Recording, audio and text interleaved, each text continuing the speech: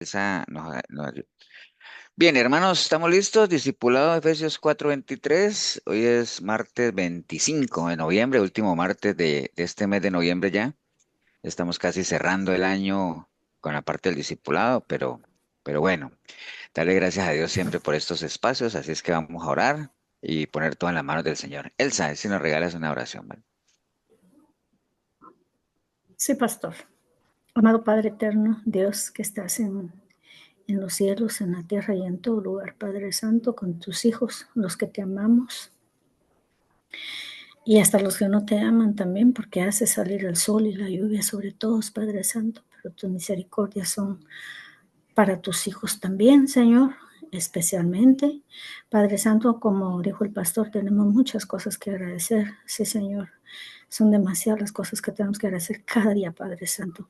Te agradezco, Padre, primeramente por el tiempo que nos permites reunirnos, Señor, por medio de este de este discipulado, Señor, que el pastor nos ofrece, Padre Santo.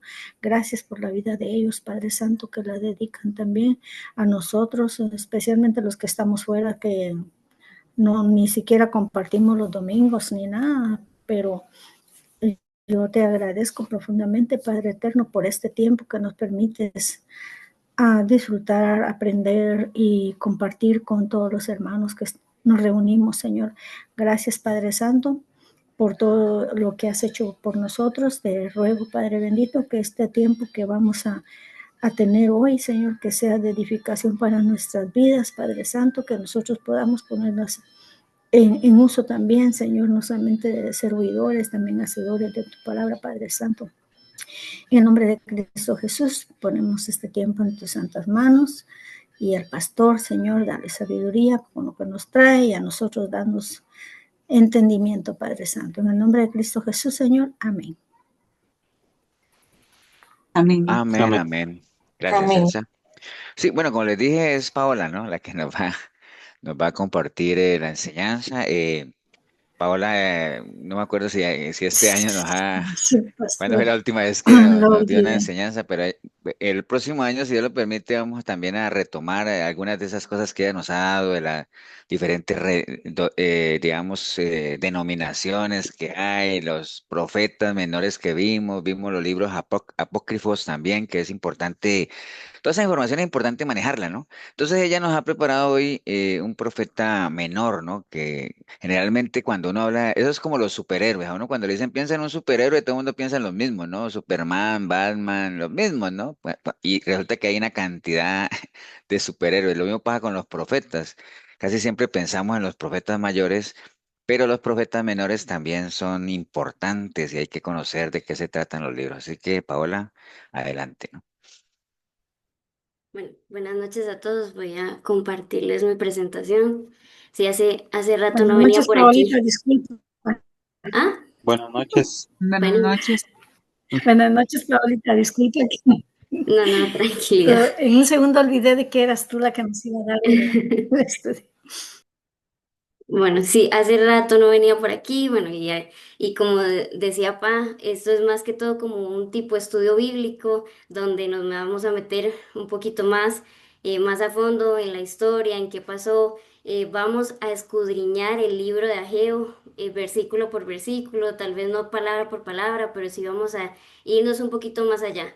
No sé si se acuerdan, pero el año pasado nosotros empezamos a ver todo lo que eran los profetas menores. Vimos cuatro y ya, y eso se dejó ahí, hasta ahí.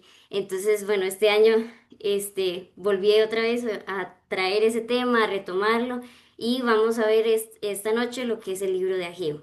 Entonces, para un tipo repaso, los profetas menores que vimos el año pasado fueron Joel, Abdías, Nahum, Sofonías, y bueno, ahora vamos a ver Ageo. Y bueno, si se acuerdan también, como para darles como ese tipo repaso también, son 12 profetas menores y se les llaman profetas menores no porque son menos importantes que los profetas mayores, sino porque ellos escribieron menos en la palabra, ¿verdad?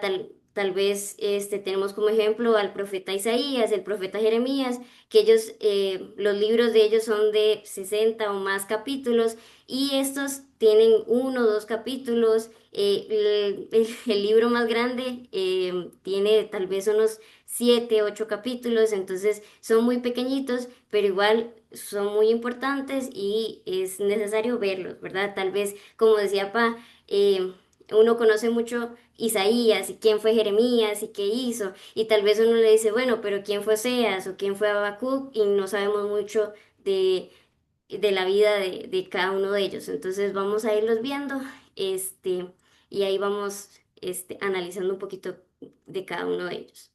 Entonces, también parte de este repaso y resumen, porque sí sé que hace rato los vimos, eh, nosotros el primer profeta que vimos fue el profeta Joel. Acuérdense que Joel significa Jehová es Dios. Él vivió entre el 835 y 796 antes de Cristo y él profetizó en Judea, que fue la parte sur de Jerusalén. Entonces, Jerusalén antes era una sola, se dividió en el norte y en el sur, y en el sur él fue el que profetizó ahí en Judea. Y algo ya como resumen de todo lo que vimos del propósito del libro del profeta Joel o del libro de Joel, tiene dos partes. En la primera es una plaga que él habla, que es una plaga de langostas, que las langostas son como esos tipo grillos grandes, ¿verdad? Que destruyen a todas las cosechas. Y él compara toda esa destrucción o toda esa plaga con el día de Jehová, el día de Yahvé, que es ya los tiempos finales. Y la segunda parte se liga a eso porque también la segunda parte es algo también escatológico, hablando de todo lo que va a pasar en los tiempos finales. El segundo profeta que vimos fue el profeta Nahum. Nahum significa lleno de consolación o Jehová ha consolado. Vivió entre el 663 y 612 a.C. y fue originario de la ciudad del Holsh. Yo no sé si ustedes se acuerdan, pero vimos que era el Holsh ahorita actualmente. Les traje también muchas imágenes y bueno, ahí estuvimos viendo la ciudad del Holsh. Y el propósito de este libro también era anunciar un juicio, pero no ya sobre Jerusalén, sino sobre Nínive. Nínive es la ciudad que Jonás, el que se tragó el gran pez, él había profetizado a Nínive, pero 150 años antes. Entonces, 150 años después, viene el profeta Nahum y les vuelve otra vez a decir a Nínive que ellos se iban a perder, porque volvieron otra vez a sus malos caminos. Entonces, es interesante porque este libro está escrito, bueno, todos estos libros están escritos en hebreo, pero el libro de Nahum está escrito en poesía. Entonces es una poesía hebrea, hebraica, así se le llama. Luego tenemos al profeta Abdías, este fue el tercero que vimos. Abdías significa sirviente, servidor, adorador de Yahvé, y vivió entre los 840 y 586 durante los reinados de estos tres reyes, Joram, Ocasías y Joás, y también profetizó al lado sur, en el reino de Judá, no en el norte, sino en el sur, y el propósito de este libro que vimos fue anunciar la destrucción de Edom. Edom era enemigo de Israel, pero ellos eran descendientes de Esaú. Más antes de la historia, acordémonos, eran los mellizos, Esaú y Jacob. De Jacob vienen las 12 tribus, entonces eran casi que parientes, pero eran rivales, eran enemigos. Entonces ese pueblo, que eran los descendientes de Esaú, como eran enemigos, entonces Abdías viene profetizando de parte de Dios que ellos iban a tener destrucción. Entonces, Edom lo que significa es tierra roja por el color rojo tanto de las lentejas como del cabello de Esaú. Y por último está el profeta Sofonías, que ese fue el último que vimos, que Sofonías lo que significa es Jehová ha ocultado o Yahvé ha ocultado. Y bueno, él mismo reina, data su tiempo eh, entre el 640 y 609 a.C. y también fue un profeta del sur, del reino de Judá. Y este libro lo que trata es de anunciar el día del Señor, más parecido al libro de Joel. También él describe cómo va a ser ese día, el día del Señor, esos tiempos finales que no van a ser bonitos, sino que van a ser de angustia, de aflicción. Es algo que va a traer ira del Señor, entonces no va a ser algo muy alegre, ¿verdad? Entonces, esto se los traje, lo repasé rápidamente porque pues lo que nos vamos a centrar es en Ageo, pero sí quería hacer como este repaso porque sí sé que fue hace mucho tiempo, pero bueno, estos ya los vimos y ahora vamos a entrar a quién fue Ageo, qué pasó en el libro de Ageo y escudriñar. No sé si tienen alguna duda, alguna pregunta, algo que agregar y que yo no lo diga, adelante y bienvenida sea, ¿verdad? Ustedes me interrumpen, levantan la mano, lo que sea. Ahora, empezando por quién fue el profeta Ageo. Ageo, no sé si ustedes saben, pero en hebreo no hay vocales. Entonces, Pau, sí, dígame, hágale. perdona, de acuerdo en el orden de la Biblia, Ujú. todos esos profetas menores están después de Daniel, ¿verdad? Todos juntos. Sí, sí, sí, Ok. sí, ahí va. Bueno, este Ageo también es después de Daniel, entonces por aquello también. Sí, Daniel fue casi que del principio ya vienen todos estos profetas chiquiticos, la mayoría. Ujú. Entonces, bueno, en hebreo no hay vocales, pero para hacerlo más fácil para nosotros, el nombre de Ageo significa Agai. Así es, así digamos que lo podemos encontrar en hebreo y significa festivo o festividad. Entonces, lo que trata y lo que da a conocer es que puede ser que, y es muy probable que Ageo nació en un sábado, en un Shabbat. Entonces, como fue nacido en un Shabbat, entonces le pusieron Ageo, que es festividad, festivo o alguna fiesta. A eso es lo que significa. Entonces, por aquello ahí, interesante de qué significa el nombre Ageo. Aparte del libro, que es el libro de Ageo, solamente se menciona el nombre de Ageo en dos partes, que es en el libro de Esdras, es en Esdras 5.1 y en Esdras 6.14. Ya ahorita más adelante se los muestro para que vean qué es lo que dice. Y ya, la Biblia no lo vuelve a mencionar más. Lo menciona en Esdras, aquí, digamos, en el libro del mismo y listo. Yo estaba investigando y hay muchas posiciones porque hay dos posiciones. Hay una donde dicen que Ageo mismo fue el que escribió el libro, pero hay otra diferente, digamos, que se contrapone, donde dice que fue un discípulo de Ageo que escribió el libro de Ageo.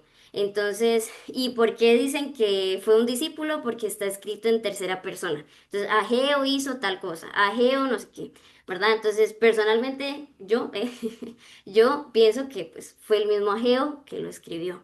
Pero pues hay esas dos posiciones y cuando ustedes entren, si ustedes quieren meterse más de lleno, siempre van a encontrar esas dos posiciones. Lo escribió Ageo o un discípulo de él.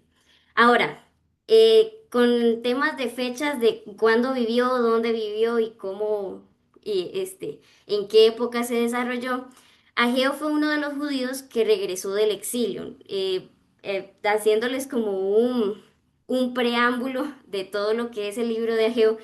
em, y los israelitas, ellos los desterraron, ¿verdad? Babilonia los conquistó con el rey Nabucodonosor y ahí está toda la historia de Daniel, los amigos de Daniel, el foso de los leones, bueno, el horno de fuego, todo eso, ¿verdad? Está ahí.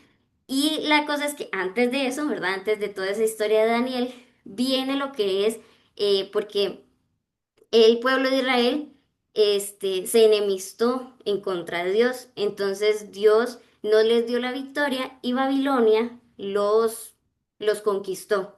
Entonces ellos los conquistan y se los llevan hacia Babilonia. Entonces lo que queda en Jerusalén es nada, son ruinas. Ellos quemaron todo el templo, quemaron casas, destruyeron las murallas, todo quedó en ruinas y todas las personas se las llevaron a Babilonia. En Jerusalén quedaron realmente fue como gente enferma, mayor, muy poquita gente que al final pues murió de hambre, de enfermedad o simplemente abandonadas y los demás los llevaron hasta Babilonia y ahí es donde encontramos toda la historia de Daniel, que es muy conocida. Entonces, Ageo fue parte de esos judíos que, bueno, ya después de un tiempo, esos judíos volvieron otra vez a la tierra. ¿Qué pasó? Y para también darles como también esa introducción, ellos se los llevan a Babilonia y tiempo después el reino de Persia conquista Babilonia. Entonces el rey de Persia, él dice, bueno, tengo a todos estos judíos, devuélvanse a sus tierras, vayan y reconstruyan otra vez, y les da esa libertad de devolverse. Entonces los babilonios los tenían capturados, los tenían encerrados, pero cuando ya Persia, digamos que se interpone y conquista Babilonia, entonces el rey de Persia dice, devuélvanse los que se quieran devolver. ¿Por qué? Porque había pasado tanto tiempo que muchos judíos, muchos israelitas, muchos hebreos habían hecho sus vidas. Entonces, muchos de ellos no se quisieron devolver porque ellos ya tenían una vida ya en Babilonia. Entonces, la gente fue bastante gente que se devolvió, pero no fue toda, no fue la mayoría. Entonces, de toda esa oleada de gente que se devolvió a sus tierras, que dijo, sí, voy a devolverme a Jerusalén, voy a reconstruir las murallas, el templo, las casas, volver otra vez a, a que Jerusalén fuera como antes, es en ese exilio, digamos, o en ese éxodo hacia Jerusalén, ahí aparece Ageo. Lo que dicen los historiadores es que Ageo muy probablemente nació en Babilonia, digamos, los papás se los llevaron a Babilonia y ahí él nace como un judío, pero en Babilonia, y él de pequeñito se devuelve con sus papás hacia Jerusalén. Entonces él comienza a ver como todo este proceso, ¿verdad? En carne propia de cómo fue que se devolvieron y comenzaron a reconstruir otra vez la ciudad, otra vez todo lo que ellos tenían porque estaban en ruinas, ¿verdad? Entonces, em, esto, todo esto pasa en el año 536 antes de Cristo, donde en Ciro, ¿verdad? Aquí se los puse, Ciro era el rey de Persia, entonces Ciro, él llega y dice, sí, devuélvanse, y no solamente los devolvió, sino que él dijo, bueno, llévense parte de oro, parte de plata, parte de lo que nosotros tenemos para que ustedes puedan construir y volver otra vez a hacer sus vidas en Jerusalén, ¿verdad? No los dejó ahí a la intemperie, sino que sí les dio, tal vez no todo, ¿verdad? Pero sí les dio una cantidad considerable para que comenzaran otra vez a reconstruir todo, ¿verdad? Era como, bueno, como en las guerras queda todo destruido y ellos tuvieron que llegar a su país, llegar a su nación y comenzar pues a limpiar escombros, a limpiar todo y comenzar otra vez. Em, este regreso hacia Jerusalén era liderado por Zorobabel. Zorobabel era el líder de Israel, que es él, digamos, él como líder fue el que dirigió todo ese regreso hacia Jerusalén. Y el sumo sacerdote que los acompañó se llamaba Josué, ¿verdad? Hay varios Josués en la palabra, pero este Josué era sumo sacerdote y en Josué y Zorobabel eran los líderes que acompañaban ese devuelto, ese retorno hacia Jerusalén, ¿verdad? Entonces, eh, él lo podemos encontrar ahí, en esa parte de la historia, y es importante que les cuente como todo este preámbulo, porque el libro de Ageo comienza 18 años después de que ellos regresaran otra vez a Jerusalén. Entonces, él empieza directo y entonces necesitamos tener como ese contexto y ese preámbulo para entender qué es lo que les estaba diciendo porque los estaba regañando. Entonces, tenemos que entender por qué era ese regaño y qué fue la raíz de, porque Ageo estaba, y se levantó y comenzó em, a señalar todo lo malo que estaba haciendo el pueblo y su liderazgo, ¿verdad? Entonces, bueno, ese es quién es el profeta Ageo. Si tienen alguna duda o algo que no quedó, ese fue Ageo como persona, como profeta. Y les traje Esdras 5:1, donde dice, profetizaron Ageo y Zacarías, hijo de Ido, ambos profetas, a los judíos que estaban en Judá y en Jerusalén, en el nombre del Dios de Israel, quien estaba sobre ellos. Algo también que no les comenté es que Ageo y Zacarías fueron coterráneos. Ellos fueron dos profetas, los dos son profetas menores, que profetizaron en el mismo tiempo, pero, y bueno, y hacia las mismas personas. Pero el mensaje era un poquito diferente y si ustedes ven, Zacarías es uno de los libros más grandes dentro de todos los profetas menores, tiene como unos 7, 8 capítulos, pero también les habla a los que se devolvieron, ¿verdad? Y que ya a los desterrados que volvieron otra vez a Jerusalén. Entonces ellos dos profetizaron en el mismo momento. Y Esdras 6:14 dice, y los ancianos de los judíos edificaban y prosperaban conforme a la profecía del profeta Ageo y de Zacarías, hijo de Ido. Edificaron pues y terminaron por orden del Dios de Israel y por mandato de Ciro, de Darío y de Artajerjes, rey de Persia. Entonces, ahorita tal vez les traje como un cuadrito para ver un poquito más esta parte, pero ellos volvieron y tuvieron que construir todo, la ciudad de nuevo y este, bueno, vamos a ver si lo tengo, bueno, ahorita más adelante se los explico, pero ellos, tuvieron varias oleadas de retorno. No es que ellos tuvieron solamente, se regresaron y listo, no. Ellos se regresaron, Ciro, digamos el rey Ciro, dijo, bueno, vayan todos los judíos que quieran devolverse, devuélvanse.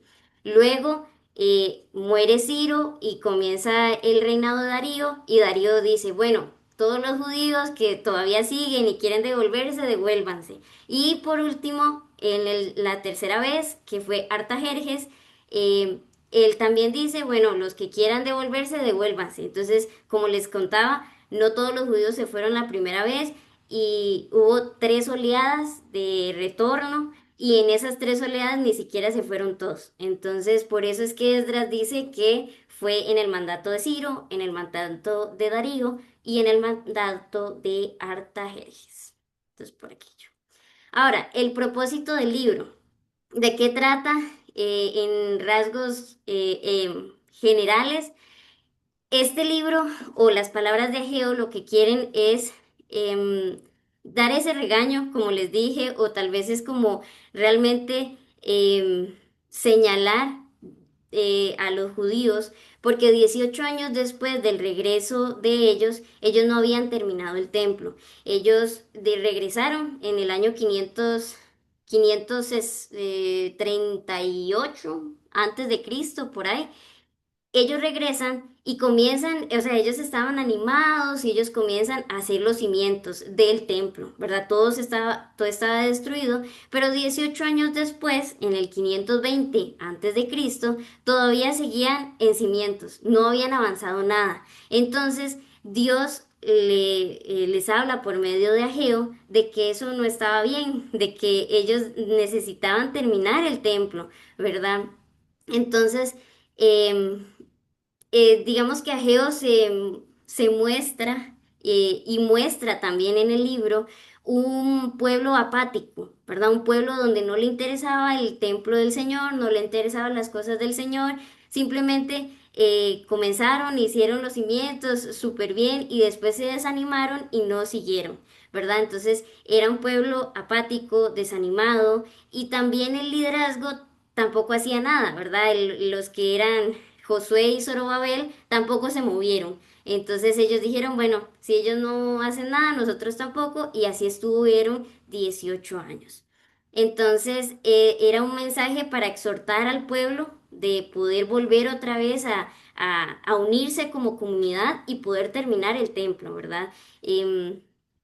para los judíos es muy importante tener el templo, más en esos tiempos, porque en el templo pasaba todo. Ellos hacían todo en el templo, sus rituales, sus fiestas, todo era alrededor del templo. Ahí era donde estaba la presencia de Dios y ellos tenían que ir para encontrar y tener esa comunión con Dios, ¿verdad?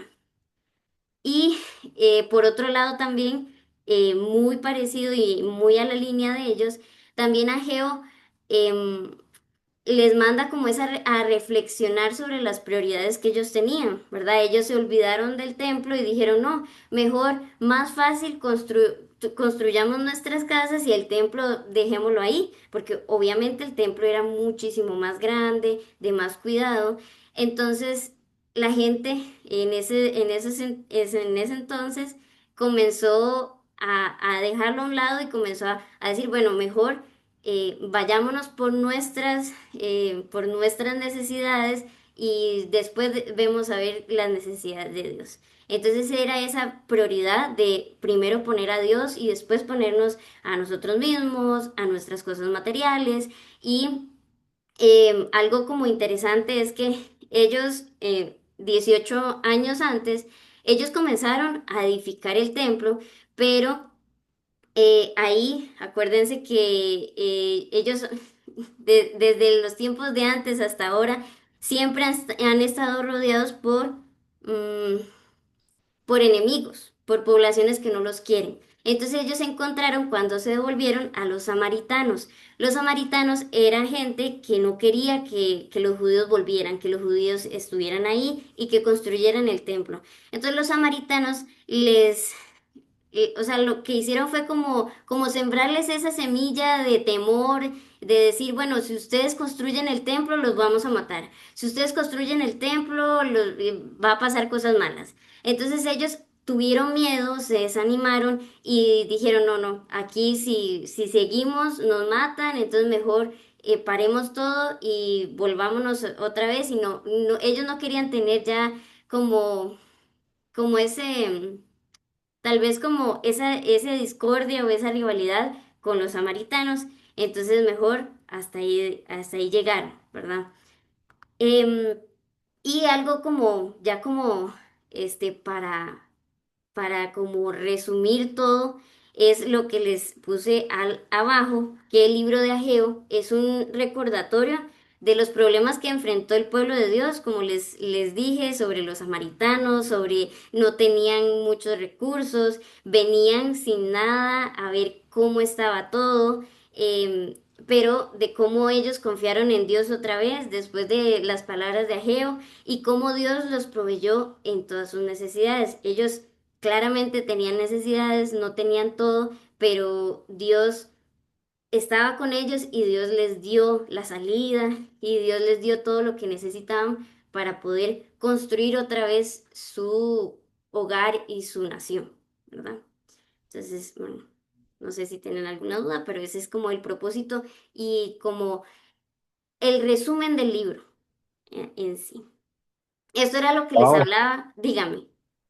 una pregunta. Ajá, Digamos, de las profecías que hizo Ageo, ¿todas las ajá. profecías se cumplieron o hay alguna profecía que falta por cumplirse? Bueno, ahorita vamos a verlo, pero él sí habló mucho, bueno, no mucho, él habló unas dos o tres cosas de los tiempos finales, pero realmente Ageo no fue como que habló mucha profecía ni nada, sino que más bien el libro de Ageo lo que habla es exhortándoles a ellos a que despertaran, a que se pusieran en acción, y fue unas dos, tres cositas que habló de los tiempos finales y ya, eso fue todo. Ah, bueno, hubo una profecía que la vamos a ver de Zorobabel y esa sí se cumplió y ahí se las traje. Pero ese es en tiempos de Jesús, digamos. Bueno, realmente dice aquí en San Google Ujú. que fueron cuatro profecías de Ageo. Como dice Paola, no fueron muchas, ¿no? Dice la primera Bueno, profecía, dice, no sé si usted va a hablar de las profecías. ¿Usted va a hablar de las sí, profecías? Ah, bueno, entonces este, son cuatro, pues. Ya, pues entonces no es démoslo que ahí. son, bueno, a ver, voy a ir meterme. Ah. También en esa parte, yo me metí y hay varios historiadores que dicen dos cosas. Dicen que son cuatro o que son cinco. yo les traigo la parte de que son 5. Entonces, si ustedes dicen que son 4, pues son 4. O sea, esto no es salvífico, sino que literal, nos estamos metiendo ya a la letra, a desmenuzar la palabra y cómo fue lo que pasó. Yo le creo a Pero usted, Paola. pues yo les traje 5 y las vamos a ver, ahí las tengo como marcadas. Pero bueno, sí, es eso.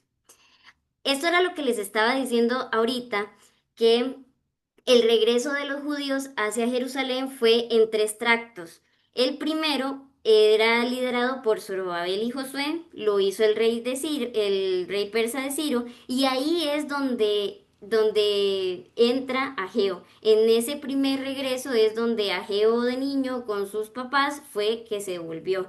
Y si ustedes ven, fueron 49.697 personas que se devolvieron. Bueno, judíos que se devolvieron. Entonces, eh, siento que este cuadrito como que lo resume más. Ahí si ustedes quieren entrarse más, Esdras habla mucho del segundo, porque Esdras fue el líder del segundo retorno, Nehemías fue el líder del tercero, y todos ellos tienen el libro de Esdras, el libro de Nehemías. Entonces ya cuando ustedes lean Esdras, ustedes ya van a entender qué estaba pasando. Y cuando lean Nehemías también es, ¿verdad? Si ustedes, ¿verdad? Ahí siguen y se empapan. Y aquí les traje un mapa, bueno, yo soy muy visual, entonces yo les traje imágenes, mapas, de todo. Y lo que quería era que viéramos la línea morada. Esa línea morada es el camino que ellos tuvieron que recorrer desde que salieron de Babilonia hasta Israel. Actualmente Israel o Jerusalén queda donde Jerusalén queda actualmente. Babilonia sí se acabó, pero Babilonia es lo que ahora es Irak. Y Persia, porque, ¿verdad? Estamos hablando de los reyes de Persia. Persia es lo que ahora conocemos como Irán. Entonces aquí se los muestro, que es, aquí queda Irán, que es Persia, aquí queda Babilonia, que ahora es Irak. Y bueno, de ahí, desde Irak, tuvieron que ir a Israel. Entonces, en caballo, en camello, a pie, todos niños, jóvenes, adultos, todos ellos tuvieron que ir. Y bueno, ahí están las 3 rutas, pero la que estamos viendo ahorita es la primera y la que nos interesa. Listo, ahora ya como parte del libro, hay 4 partes del libro. Esto es lo que dicen si son 5 o si son 4. Entonces, la gente que dice que son 4, dice que son estas cuatro partes. Yo las tomé como partes, pero mensajes que Ageo le dio al pueblo de Dios, al pueblo de Jerusalén, son 5, ¿verdad? Según lo que yo llegué a investigar y a escudriñar. Entonces, las partes del libro, si ustedes lo ven, bueno, vamos a tener, si tienen ahí la Biblia cerca, vamos a ir leyendo, vamos a ir escudriñando. Entonces, si la tienen abierta, ustedes van a ver que Ageo solamente tiene 2 capítulos y en esos 2 capítulos hay 4 títulos. Esas son las 4 partes del libro, así de sencillo. Entonces, la primera parte es todo el capítulo 1, donde exhorta a construir el templo, ¿verdad? Él los exhorta a que de verdad vuelvan otra vez a hacer todas estas obras de construcción. Luego en el 2, del 1 al 9, habla de la gloria del nuevo templo. Del 10 al 19, de Dios reprende al pueblo infiel. Entonces también ahí lo regaña otra vez, pero diferente. Y luego ya lo último es del 20 al 23, que es una promesa a Zorobabel, que esa es una promesa que le hizo a Zorobabel y ya está cumplida. Y bueno, ya se cumplió con el Mesías. Entonces, esas son las 4 partes. Entonces vamos a empezar con el capítulo 1, vamos a leer y vamos a devolvernos aquí, entonces vamos a estar yendo como de la Biblia a la presentación y ahí vamos.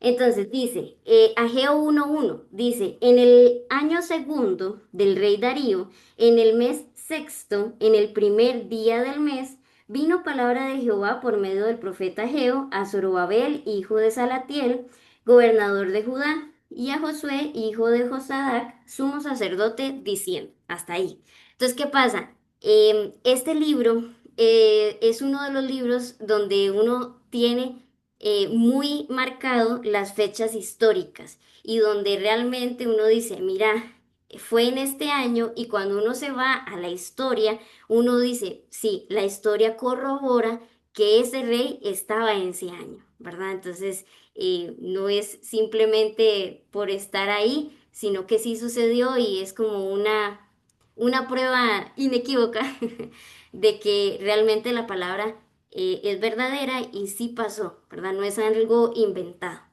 Entonces, la fecha de este primer mensaje es en agosto del año 520 antes de Cristo. Y entonces lo que dice es que pasó en el sexto mes. El sexto mes en el calendario hebreo es el mes de Lul. Entonces ese mes está entre agosto y septiembre. Entonces por eso es que dicen que es agosto del 520. Y el primer día, ¿ve? Dicen que es el primer día del mes en el mes sexto. Entonces el primer día del mes sexto del mes de Lul, se celebra la fiesta de la luna nueva. Entonces, no es que solamente se celebra ese mes, sino que todos los primeros días del mes, ¿verdad? El primer día del mes sexto, del mes séptimo, del mes octavo, ellos tienen una fiesta que Dios no fue que la la instituyó, sino que ellos mismos hacen una fiesta para celebrar el inicio de cada mes. Entonces es como si cada 1 de agosto, 1 de septiembre, 1 de noviembre, se celebra una fiesta por el comienzo del mes. Entonces es una festividad y todo el pueblo se reúne. Entonces lo que dicen es que el profeta aprovecha esa fiesta donde todo el pueblo estaba reunido, todo el pueblo estaba unánime para poder profetizarles y dar su mensaje. Entonces ese es el primer mensaje. ¿Listo? Ahora sí, vámonos con 1:2. Dice, así ha hablado Jehová de los ejércitos, diciendo, este pueblo dice, no ha llegado aún el tiempo de que la casa de Jehová sea reedificada. Entonces, si ustedes ven, Jehová les llama, era el pueblo de Dios, pero Jehová les dice este pueblo, no les dice mi pueblo, ¿verdad? Entonces dice, no ha llegado aún, este pueblo dice, ¿verdad? Entonces era un poco despectivo porque realmente ellos habían sido perezosos, habían sido descuidados, habían sido egoístas, entonces no se merecían que Dios los llamara mi pueblo. Todavía no. Ellos estaban en malos caminos, ellos eran infieles al Señor, entonces todavía no eran de Él, ¿verdad? Sí, claro, es el pueblo de Dios, pero el Señor tenía esa distancia con ellos, porque ellos se habían apartado de Él. Entonces era este pueblo y no mi pueblo. Entonces, algo como que vamos notando, tal vez uno lo lee y uno pasa, ¿verdad? Directo, pero es importante ver como todas esas cositas, ¿verdad? Ahora el 1:3 dice, entonces vino palabra de Jehová por medio del profeta Ageo diciendo, entonces eso es lo que les digo, que dice, vino palabra de Jehová a Ageo, ese es el primer mensaje que Jehová le da a Ageo, ese es el primero. Entonces, em, bueno, y bueno, leamos también el 4. Dice, es para vosotros tiempo, para vosotros de habitar en vuestras casas artesonadas, y esta casa está desierta. Entonces, les dice les cuestiona que ellos estaban siendo egoístas.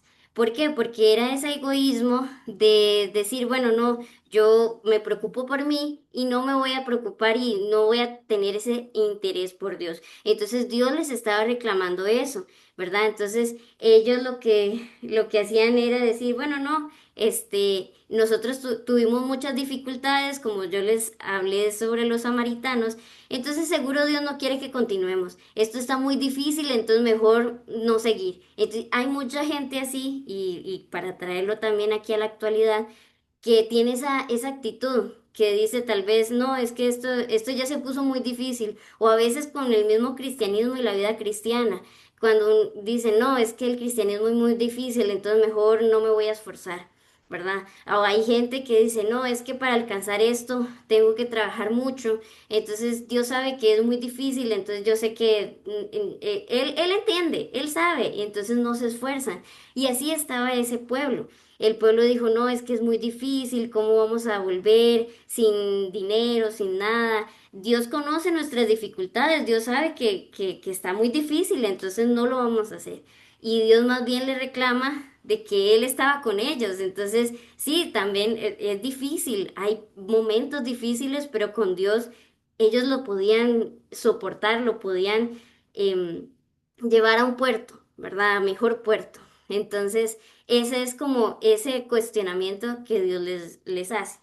Y aquí para allá Y también, además, antes de dígame. que usted siga, Ujú, Pau, es que, digamos, no perder de vista lo que usted dijo al principio, ¿no? Que habían pasado 18 años. ujú, O sea, el pueblo de Dios, recordemos que Dios usó un rey pagano, ¿ah? O sea, un rey totalmente, varios reyes paganos para que el pueblo fuera con una misión de reconstruir el templo y todo eso. Ya habían pasado 18 años y la gente no había hecho nada, ¿no? Y eso era lo que tenía el Señor ahí como muy medio ofendido con la gente. ujú. Y cuando Paola dice que es muy aplicable a la actualidad, pues totalmente aplicable, ¿no? ¿Cuántas veces no decimos que vamos a hacer algo para el Señor y aprovechando que estamos terminando año, que es tiempo de balances?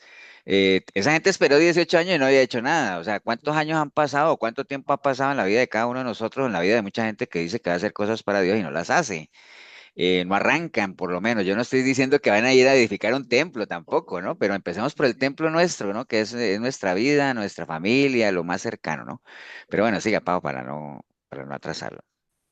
No, aquí lo que les traía también son imágenes del Rosh Hodesh. Entonces, el Rosh Hodesh es la celebración la celebración que hacen cada principio de mes. Entonces, cada principio de mes ellos celebran la fiesta de la luna nueva. Entonces, si ustedes saben o no, los judíos ellos tienen un calendario lunar, nosotros tenemos un calendario solar. Ellos se van con la luna, entonces cada luna nueva para ellos es un nuevo mes. Entonces antes ellos no tenían como un calendario y toda la astrología, astronomía y todo lo que tienen ahora, pero entonces como ellos lo que hacían era, si ustedes ven la primera imagen, lo que ellos hacían era ir y ver la luna. Entonces en la noche, cuando ya ellos veían la luna nueva, era señal de ellos de que iba a empezar un mes.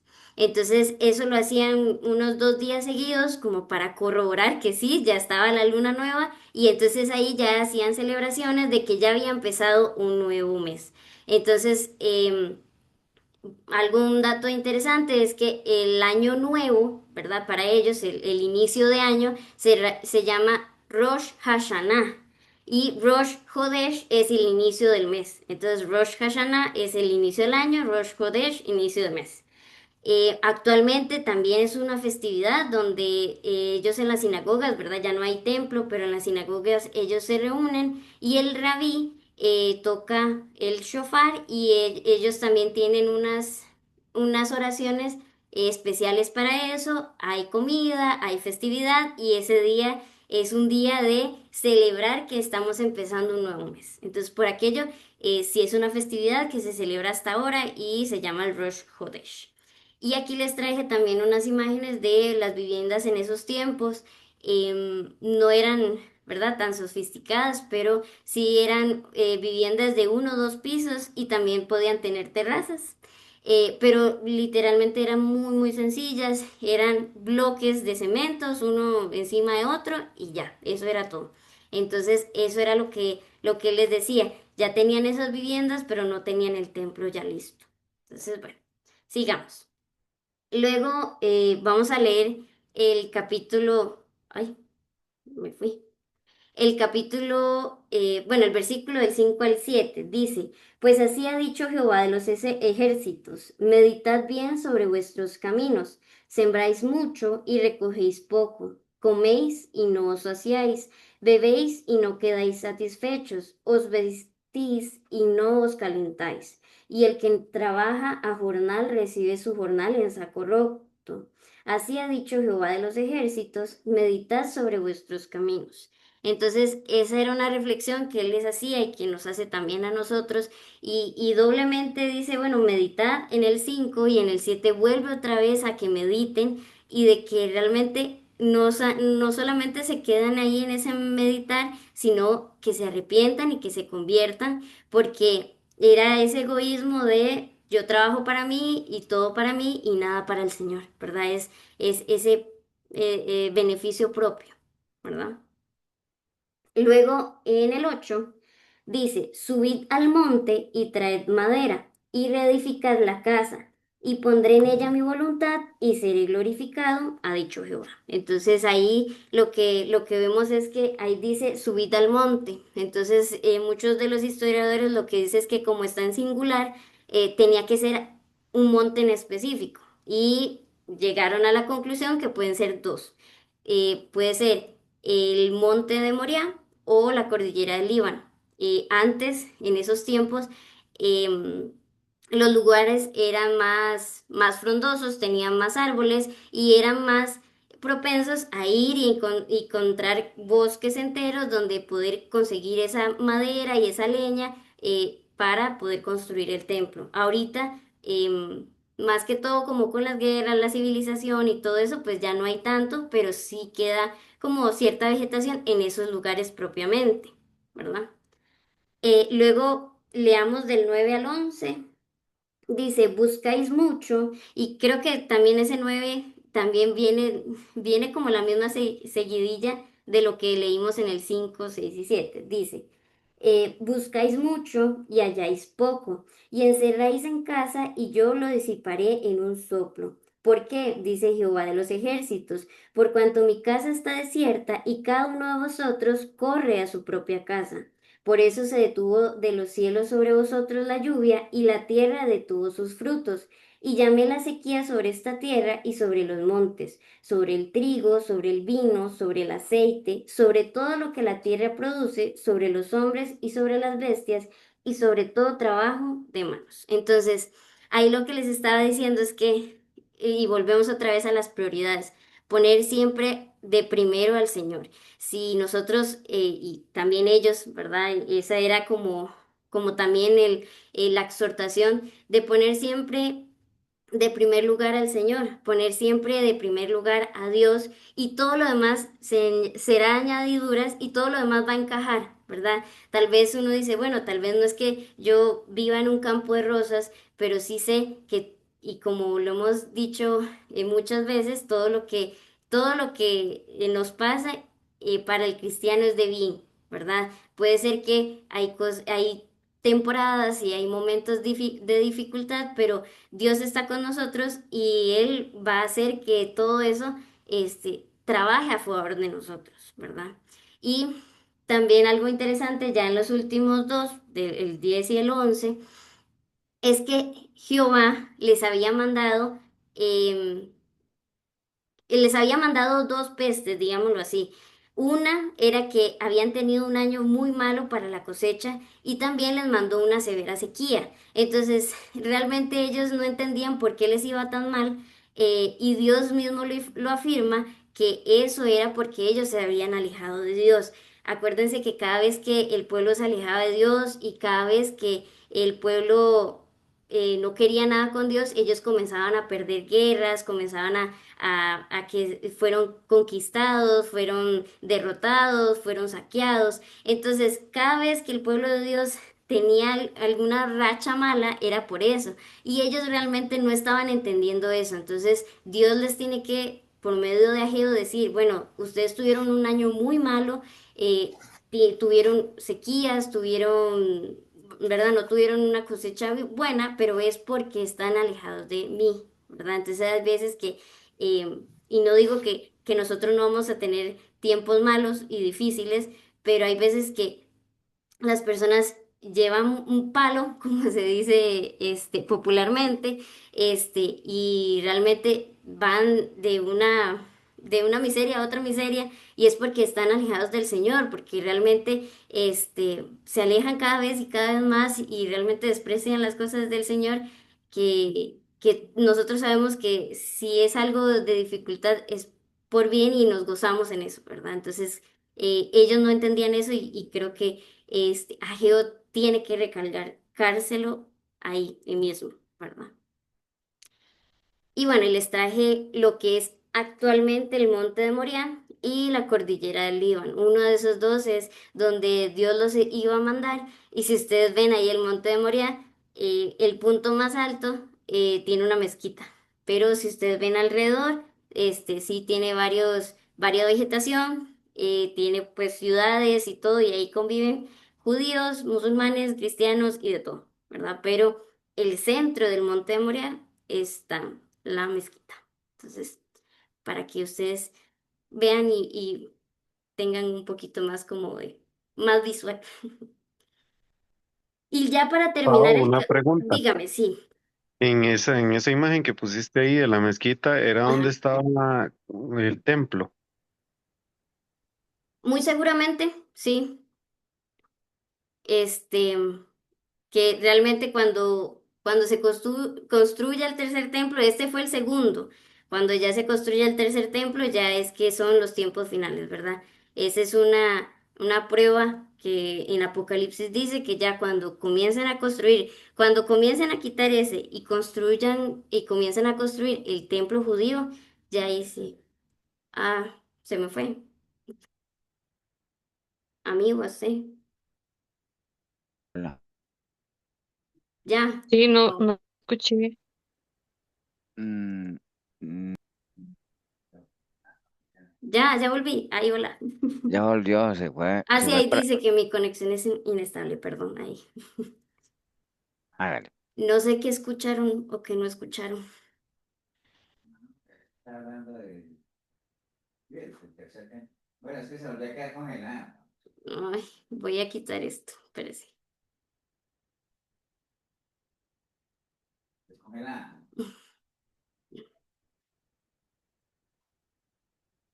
¿Será? Cosa ahí es el segundo, esa mezquita. O sea, lo que sí, lo que está comentando Paola era que sí, que digamos, el tercer templo ya es el que no, todavía no está, ¿no? O sea, porque ese es ya cuando los tiempos finales. Probablemente ese sea el segundo templo, ¿no? Del- el que estamos viendo ahí en la imagen, ¿no? Es una imagen ilustrativa, ¿no? Ah, queda Listo, bueno, así. no sé si ya quité mi cámara por aquello. Bueno, hágale. Vamos a ver si lo logramos. Sí, sí, sí, ahí vamos. Bueno, entonces ya Yo para estaba hablando terminar, de ese templo, que si ese templo es ese es el segundo templo, ¿no? ¿Estaba contando usted? este que estamos hablando es el segundo templo. Ahorita bueno, ahorita tengo sí me da tiempo. Tengo una imagen. Pero entonces, ya para terminar el capítulo 1, vamos a leer del 12 al 15 y nos devolvemos aquí. Entonces dice, y oyó Zorobabel, hijo de Salatiel, y Josué, hijo Pero de... antes de que leas del Dígame. 12 al 15 nada más un Ajá. minuto, nada más para ir cerrando, o yo no sé si usted va a volver allá de todo lo que, el reclamo que el Señor está haciendo a la gente y ahorita que en estas épocas donde estamos terminando año, porque quiero hacer la analogía que dice que trabaja uno a jornal como si fuera un saco roto, ¿no? O sea, cuánta gente no vemos hoy en día que trabajan y no ven el dinero por ningún lado, ¿no? Y no es que sea, diga, sí, pero el dinero no lo es todo, sí, pero que ayuda, ayuda, ¿no? Entonces, todo eso que está ahí de que siembran y no recogen, de que comen y no se sacían, todo eso son consecuencias, porque acuérdate que hay un dicho que dice que no hay maldición sin causa, ¿no? O sea, había una causa clara, definida. Y no sé si me lo estoy adelantando o comiéndole, pero quería cerrar esos primeros versículos. Había una causa totalmente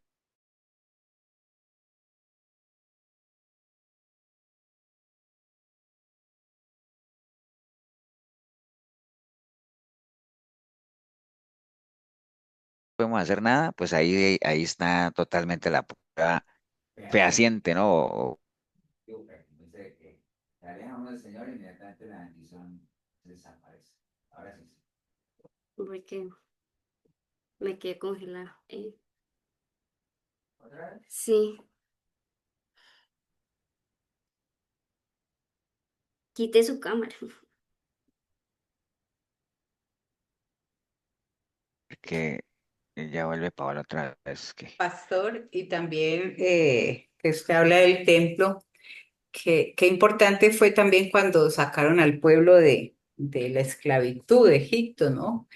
que lo más importante era que dieron las medidas, la madera, porque eso era lo que le interesaba al Señor. Venían tan contaminados, ellos tenían otros dioses, se habían mezclado con gente pagana, entonces el interés de él era, bueno, vayan al desierto, pero ahí me van a adorar, me van a servir y adorar, a enseñarles nuevamente. Entonces, como decía ahí Paula, en el templo se hacía de todos los sacrificios, el perdonar, el que tenía la santidad del pueblo al acercarse, ahí estaba la presencia de Dios. Entonces, qué importante es eso que era para ellos. Bueno, ustedes salieron de aquí, vayan, hagan el templo para que vayan y se acerquen, digamos, al Señor, que eso sería tan importante y que lo tenemos ahora, hoy en día, en nuestro templo, es en nuestro ser, nuestros pensamientos, todo, de cuidarlo, ¿no? Bueno, sírvanme, pero cuídense. Entonces, es eso de arrepiéntase, lo que le decía el Señor a este pueblo. No, y importante el versículo 8 que dice, subid al monte, traed madera y reedificad la casa. Si ustedes ponen ahí hay tres palabras que son claves, ¿no? Subir, traer y reedificar. Esas tres palabras son, ¿qué son? O sea, dentro de la figura literaria, ¿eso qué son? Acciones. Son verbos, ¿no? ¿Cierto? Son acciones, o sea, como quien dice el Señor, y precisamente era lo que necesitaba el pueblo que estaba totalmente inactivo, no inactivo, bueno, inactivo para las cosas del Señor, porque sí estaban muy activos para sus casas artesanadas, ¿no? Que eran casas muy bien elaboradas y que requerían esfuerzo, el cual generalmente para las cosas personales, para las cosas de uno, pues ahí sí uno se esfuerza, ¿no? Y que está bien, o sea, no es que que ya pasó y está mal que uno se esfuerce para las cosas de uno, no, está bien, claro que está bien. Pero si ese mismo esfuerzo uno lo hiciera para las cosas del Señor, pues estaría mejor todavía, ¿no? Entonces, por eso les dice, suban, traigan y reedifiquen, es decir, bueno, pónganse las pilas, pónganse a trabajar, muévanse, dejen de la zona de confort, ya 18 años fue mucho, suban al monte, ¿me entienden? Entonces, por ahí anda el asunto. No sé si Paola ya está. Sí, ya. Bueno, hágale. No, vamos a leer del 12 al 15 y ya para terminar el capítulo uno. Dice.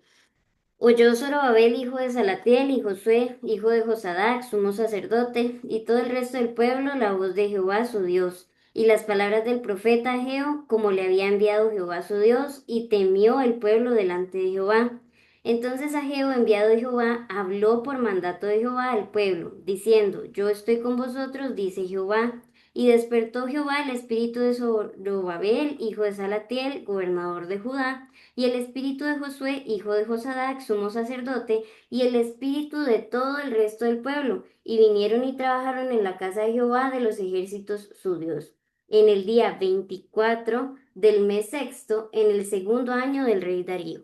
Entonces ahí cuando en el 12 que dice, oyó Zorobabel, oyó Josué y oyó el resto del pueblo, entonces nada más como hacer ese hincapié de que el resto del pueblo era todos ellos que habían regresado del exilio y todo ese pueblo ya cuando ellos escucharon realmente a Geo, ellos se arrepintieron y comenzaron a obedecer a todo lo que Dios les estaba mandando. Entonces, cuando comenzaron a obedecer, vino también la bendición de Dios, porque ahí también les dice, bueno, ya se arrepintieron, ya comenzaron a obedecer a Dios, entonces Dios les dice, yo estoy con ustedes, ¿verdad?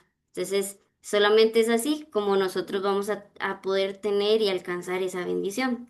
Y ya en el 1.13 es lo que les hablo del segundo mensaje.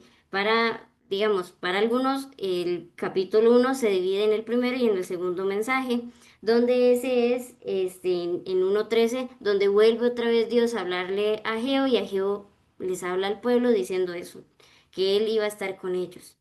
Y al final, ya del final del capítulo, dice que es en el mes 20, en el día 24, o sea, 24 días más tarde, el 1.1, acuérdense que el 1.1 empezó en el primer día del mes sexto y ahora están en el 24 del mes sexto, entonces solamente tardaron 24 días desde que les habló por primera vez hasta que les vuelve otra vez a hablar para que ellos pudieran entender y realmente interiorizar todo ese mal que habían hecho y volver otra vez a actuar.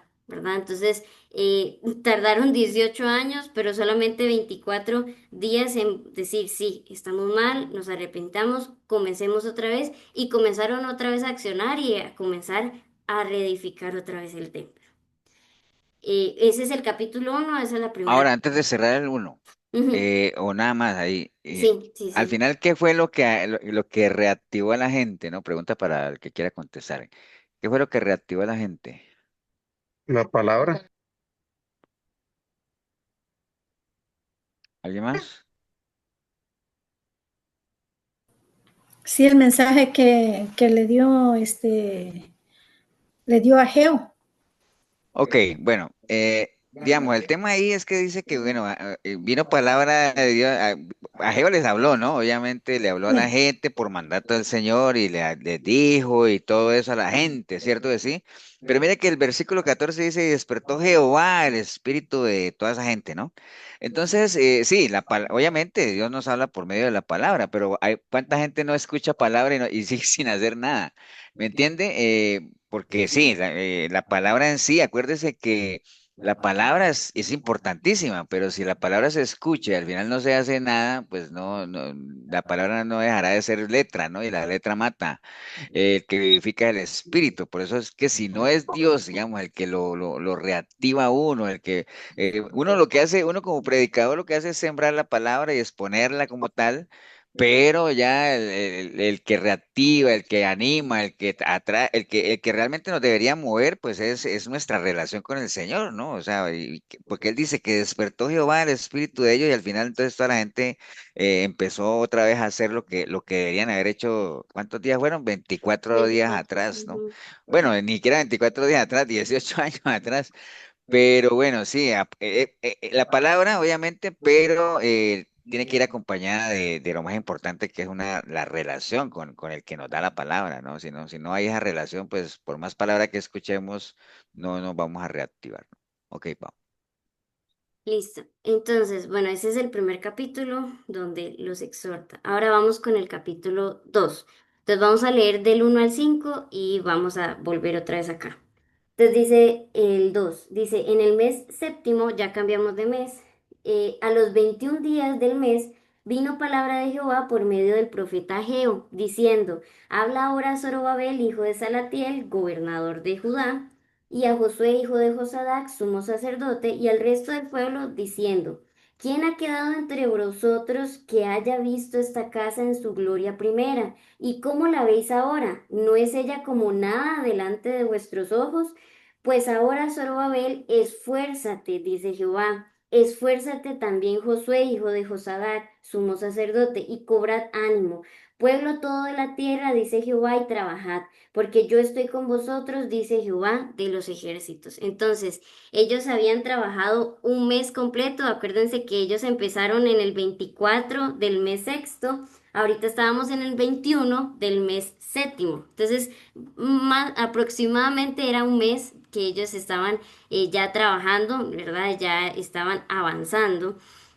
Y aquí les traje que el mes séptimo es el mes de Tishri, o Tishrei, o bueno, ahí ustedes la pronunciación. Y Tishrei, o Tishri, es entre septiembre y octubre, ¿verdad? En el calendario hebreo. Y ahí estaban celebrando la fiesta de los tabernáculos. Ahorita nos metemos un poquito en qué es la fiesta de los tabernáculos, pero ellos estaban en esa celebración. Entonces, el tercer mensaje, la segunda parte, pero el tercer mensaje de Dios a Geo era en ese mes de la fiesta de los tabernáculos. Entonces ellos ya estaban realizando progresos y bueno, este es el tercer mensaje. En el 2.3 lo que podemos ver es que había mucha gente y como les dije, había mucha gente que ya estaba mayor, que muy posiblemente había visto el primer templo. El primer templo lo ahorita hizo, dígame, sí.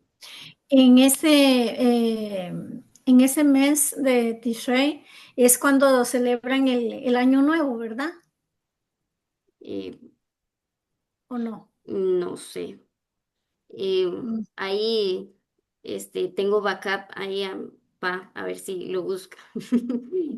Creo que sí, no sé, pero estaría, literal estaría bateando. Ahí sí, si lo buscan y lo aseguramos por aquí, pero pues sí, no sabría. Sé que en el mes de Tishrei fue que nació Jesús, ¿verdad? No es que Jesús, Jesús no nace en diciembre, acuérdense todos, sino que él sí. nace en este mes, en el Tishrei, en una fiesta de los tabernáculos. Se estaba celebrando esta festividad y fue que Jesús nace en estas épocas, ¿verdad? Entre septiembre y octubre. Entonces Ujú. ahí sí me pueden corroborar si es este mes donde se celebra el Año Nuevo, pero ahí vemos. Ok. Y luego, bueno, y Sí, cuando lo Pau, tengan, dice dígame. que Sí, sí, sí se Sí, sí se celebra. bueno, celebra. entonces sí, ve, aquí ya estamos en eso. Entonces sí, en este mes es que se celebra lo que les decía, el Rosh Hashanah. Entonces ellos celebran aquí el Rosh Hashanah. Bueno, mucha gente de los que habían, ¿verdad? No tal vez la gente joven, sino ya la gente anciana, había visto el primer templo. El primer templo fue construido por Salomón, el rey Salomón. Lo que dicen es que este templo no era muy grande, este templo era pequeño, pero era muy lujoso, tenía mucho oro, tenía joyas, era lujoso en extremo porque, pues si ustedes saben, Salomón fue un rey muy rico, entonces él, puso en el templo todo el oro y toda la plata y todas las piedras preciosas que pudo encontrar. Entonces era como ese orgullo que el judío tenía de decir, tenemos un templo de primeras. Entonces muchos de los ancianos que estaban también presenciando este segundo templo, era muchísimo más pequeño que el primero, no era tan lujoso porque ellos no tenían recursos. Acuérdense que ellos lo que estaban haciendo era subsidiándose con el oro del reino de Persia y del reino de Babilonia, todo lo que les pudieron dar, con eso fue que ellos llegaron. Y entonces no se los traje aquí, pero en el libro de Esdras dice que la gente lloraba, lloraba amargamente y lloraba, pero muy fuerte, eh, realmente lamentándose, y es ese dolor de decir, teníamos una ciudad, teníamos un templo y ahora está en ruinas y ahora lo que estamos construyendo no es nada, ¿verdad? Entonces Dios ve eso y ve todo ese panorama y por medio de Ageo llega y les dice, esfuércense, cobren ánimo, yo estoy con ustedes Sí, Paola, dígame. perdón. Es que sí, yo oí la historia de que cuando Salomón mandó construir el templo, también construyó su casa, pero la casa de él era muchísimo más grande que el templo. Entonces él se Sí, enfocó más en él, creo yo, que en el templo de Dios. sí, sí, Eso fue claro. lo que yo escuché. Sí, no, y está correcto. El Mm. templo, realmente el primer templo no era tan grande, lo que sí era, es eso, tenía mucho lujo y así, pero es eso, sí es cierto. La casa del rey Salomón era muchísimo más grande que el templo, pero bueno, sí es cierto.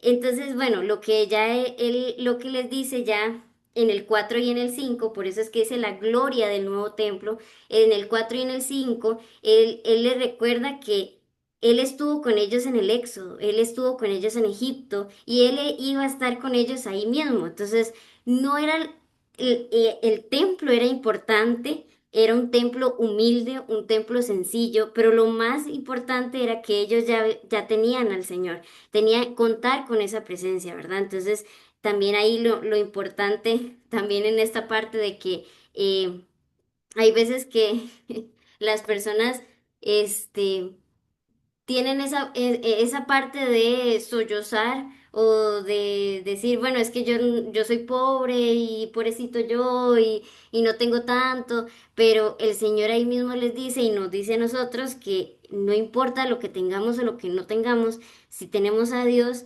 eso es lo más importante.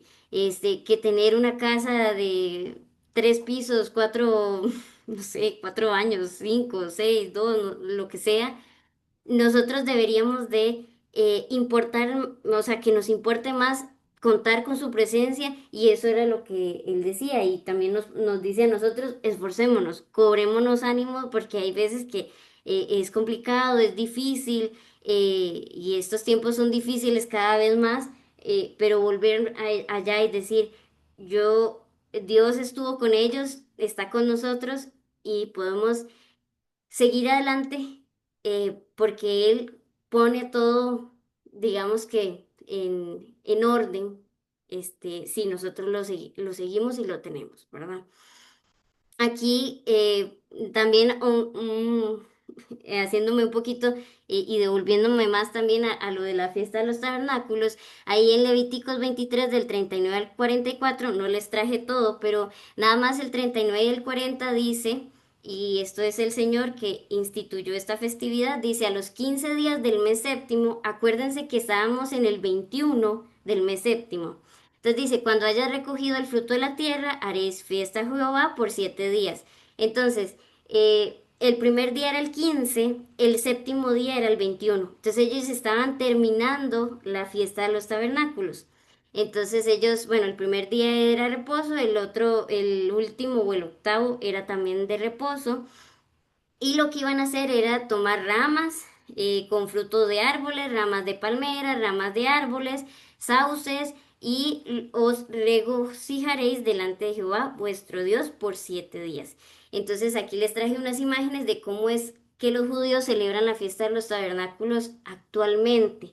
Y nada más para pasar rápidamente, la fiesta de los tabernáculos, ellos lo hacen para recordar la salida de Egipto, para recordar que ellos durante 40 años vivieron en cabañas, digamos, como estas, digamos que son tabernáculos o cabañas, donde ellos por 40 años fueron nómadas, pero Dios siempre proveyó para ellos, nunca les faltó nada, y es por eso que ellos durante estos 7 días, ellos comen en estas cabañas. Entonces, este digamos, en Israel, si ustedes ven videos o ven también imágenes, todas las casas, ellos hacen una cabaña. Entonces hay gente más radical donde los 7 días viven en esas cabañas, o hay otras personas que no son tan radicales y lo que hacen es nada más que por 7 días ellos comen y hacen sus festividades en esas cabañas. Entonces, si ven, eh, nada más tienen mesitas y comida. Y eso es para recordar esos 40 años donde ellos no tenían donde, un rumbo fijo, sino que ellos se dejaban dirigir por el Señor y el Señor nunca los dejó, nunca los abandonó y siempre proveyó para ellos, ¿verdad? Ahora sí, ya terminando esta parte de la gloria del nuevo templo, vamos a leer del capítulo 6 al 9 y luego ahí pasamos a la presentación y luego nos devolvemos. Dice el 6. Dice, porque así dice Jehová de los ejércitos, de aquí a poco yo haré temblar los cielos y la tierra, el mar y la tierra seca, y haré temblar a todas las naciones, y vendrá el deseado de todas las naciones, y llenaré de gloria esta casa, ha dicho Jehová de los ejércitos. Mía es la plata, mío es el oro, dice Jehová de los ejércitos. La gloria prostera de esta casa será mayor que la primera, ha dicho Jehová de los ejércitos, y daré paz en este lugar, dice Jehová de los ejércitos. Entonces, este es uno de las profecías que, como estábamos comentando antes con Leo, es una profecía que todavía no se ha cumplido, que viene en la gran tribulación. Entonces, Dios, por medio de Ageo, estaba diciendo, sí, esto es un templo pequeñito, pero acuérdense que en los tiempos postreros, Él va a hacer lo que dice ahí, temblar el cielo y la tierra, el mar, la tierra, y va a derribar a todas las naciones. Entonces, eso es él lo que estaba hablando era de la venida, la segunda venida del Señor y la gran tribulación.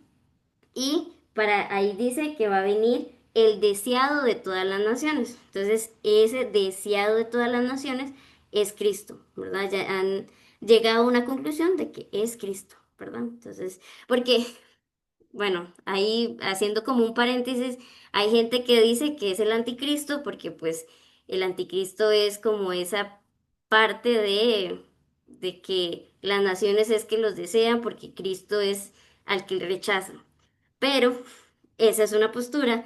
La postura más, la postura que más es, es, digamos que aprobada, es que es Cristo. Pao, Dígame. sí, buenas noches. De hecho, acá en la palabra, Ujú. eh, el deseado está con mayúscula. Sí, exacto. Ujú. Entonces, sí, uno asume que se refiere a Dios mismo. Entonces, sí, en la Ajá, figura de Jesucristo. exacto. Sí, sí, sí. Pero bueno, por si ustedes lo ven, hay, bueno, yo que leo mucho, hay unas personas que dicen eso. Entonces, eh, nosotros, y bueno, yo vuelvo otra vez, yo creo que sí es Cristo, ¿verdad? No, y además lo Pao. refrenda diciendo que llenará de gloria esa casa, ¿no? Entonces, imagínese. Ujú, ujú. Díganme, alguien habló. Pao, es que ahí en la palabra, bueno, en la Biblia que yo tengo hay una concordancia y lo lleva uno a 26. Hebreos 12:26, sí, que dice, Ajá, aún a una vez como veré no solamente la tierra, sino también el cielo, en ajá. Hebreos 12:26. Sí, sí, sí, exacto. Es otra, reafirmando también esa misma promesa o esa misma profecía ya de los tiempos finales. Y luego ya para terminar esa parte de la gloria del nuevo templo, pues vemos que el que va a traer la paz es Dios mismo, Jesús mismo en la segunda venida, y porque él es la paz, Él es el príncipe de paz. Listo. Entonces, esa es la segunda parte. Ahora vamos a ir con la tercera. Y vamos a leer del 10 al 13, que es lo que tenemos ahí en la presentación. Dice, la infidelidad del pueblo es reprendida. Entonces dice, a los 24 días del noveno mes, en el segundo año de Darío, vino palabra de Jehová por medio del profeta Geo, diciendo, así ha dicho Jehová de los ejércitos, pregunta ahora a los sacerdotes acerca de la ley, diciendo, si alguno llevare carne santificada en la falda de su ropa, y con el vuelo de ella tocare pan, o vianda, o vino, o aceite, o cualquier otra comida, será santificada. Y respondieron los sacerdotes y dijeron, no. Y dijo a Ageo, si un inmundo a causa de cuerpo muerto tocar alguna cosa de estas, será inmunda. Y respondieron los sacerdotes y dijeron, inmunda será. Entonces, volviendo otra vez a los meses, ya ahora estamos en el noveno mes. Empezamos con el sexto, el séptimo, el noveno es el año, el mes de Kislev. Es el mes donde estamos actualmente. Bueno, en el calendario hebreo, que es entre noviembre y diciembre, y aquí se celebra la fiesta de Hanukkah. Entonces ahí estaban en día 24. Hanukkah se celebra el día 25. Entonces, por aquello, datos. Y este era el cuarto mensaje, ¿verdad? Que se les daba a ellos. Y lo que les estaba preguntando en el 12 y en el 13 tal vez es un poco confuso, pero lo que Dios trataba de explicarles es que el pecado, y bueno, y ahí yo les traje la analogía que dice, una gota de suciedad contaminará un vaso de agua, pero muchas gotas de agua clara no pueden purificar la inmundicia de un vaso de agua sucia. Es lo mismo que lo que estamos viendo, que una pequeña locura hace perder todo bueno, una pequeña locura, lo voy a parafrasear, una pequeña locura hace desastres en la vida del justo. Por ahí va, no lo tengo así como todas las palabras. O tal vez también eso de la mosca muerta hace perder todo el perfume, perfumista, ¿verdad? Entonces, o también como la última parte que les puse, que por medio de Adán y Eva entró el pecado a toda la humanidad. Todos tenemos y hemos entrado con una naturaleza pecaminosa, pero no es porque si mi papá es cristiano, entonces yo soy cristiana. Si yo voy a una iglesia y tengo amigos cristianos, entonces yo soy cristiano. No, nosotros no podemos vivir de la santidad de otros, sino que nosotros mismos tenemos que ser santificados. El pecado alcanza y alcanza muy rápido y alcanza más rápido que la santidad.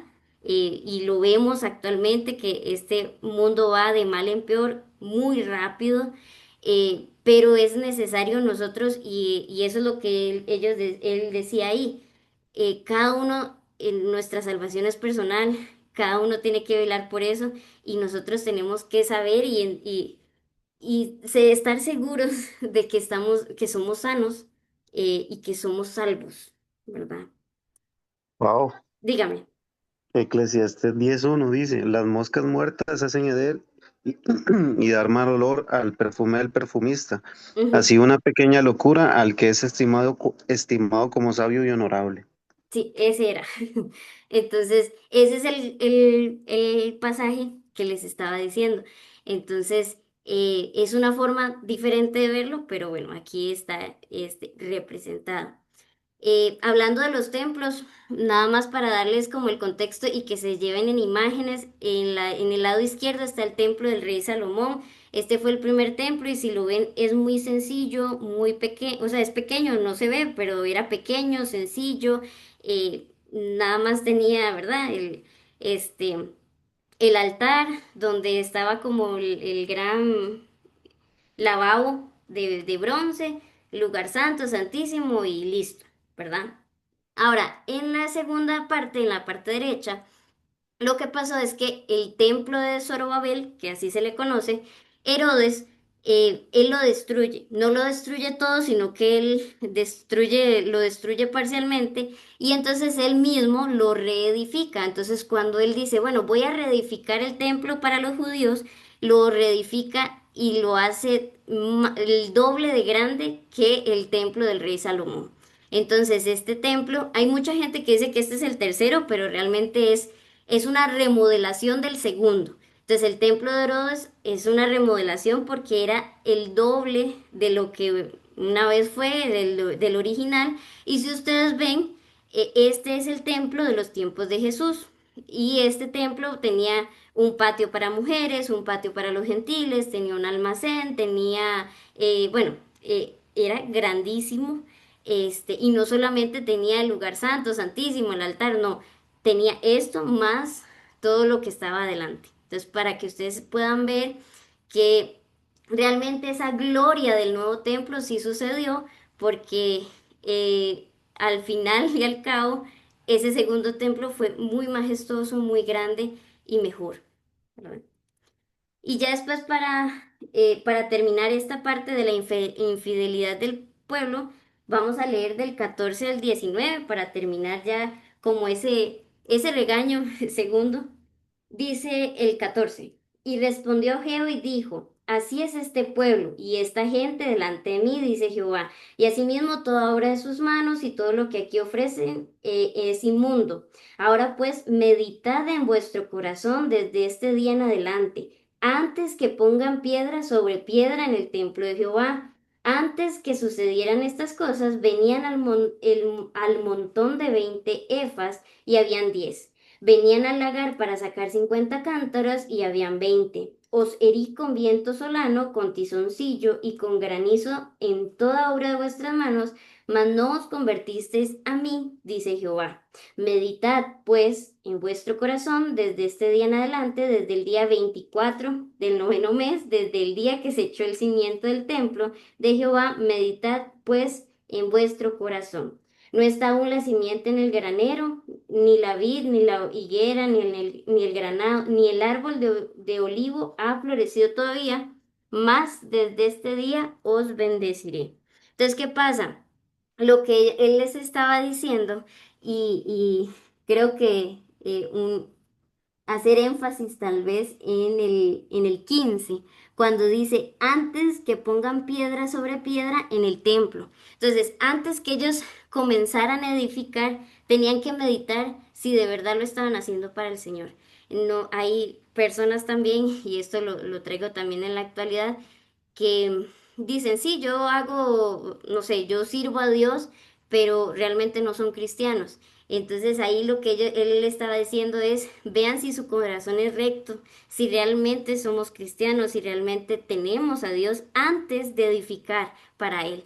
Entonces, antes de servir, y era lo que en alguna prédica hablaba, para ser siervos tenemos que antes de eso ser discípulos, antes de eso ser cristianos, no podemos servir al Señor con un corazón natural, con un corazón sin arrepentirse, con un corazón pecaminoso, ¿verdad? Entonces, eso era lo que él decía, arrepiéntanse antes, mediten mucho antes de poder poner y trabajar en la obra física del Señor, ¿verdad? Entonces, eso era algo que iba a agradar a Dios si hacían ese orden, ¿verdad? Sí, sí debería de haber ese orden, no era como de, ah, sí, después veo a ver y medito, no, él dice, antes de eso, mediten, vean si de verdad están siendo parte de la iglesia de Cristo, ¿verdad?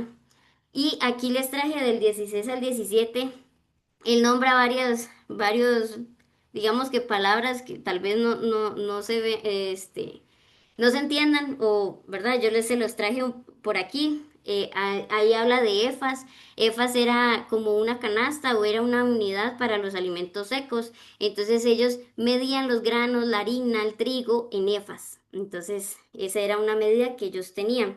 Viento solano es un viento cálido y húmedo que viene del este. Entonces, si ustedes, bueno, si ustedes dicen, ah, mira, este viento es un viento húmedo, cálido y viene del este, entonces es un viento solano. Es más que todo como en la meteorología. Y tizoncillo es un hongo que afecta a los cereales, que viene de tizón, pero es un hongo realmente que comienza a negriar todas las plantas. Y ya al final, lo que él les dice, ¿verdad? Que vuelvan otra vez a meditar. Y es lo mismo, Dios ve las intenciones con las que nosotros hacemos todo.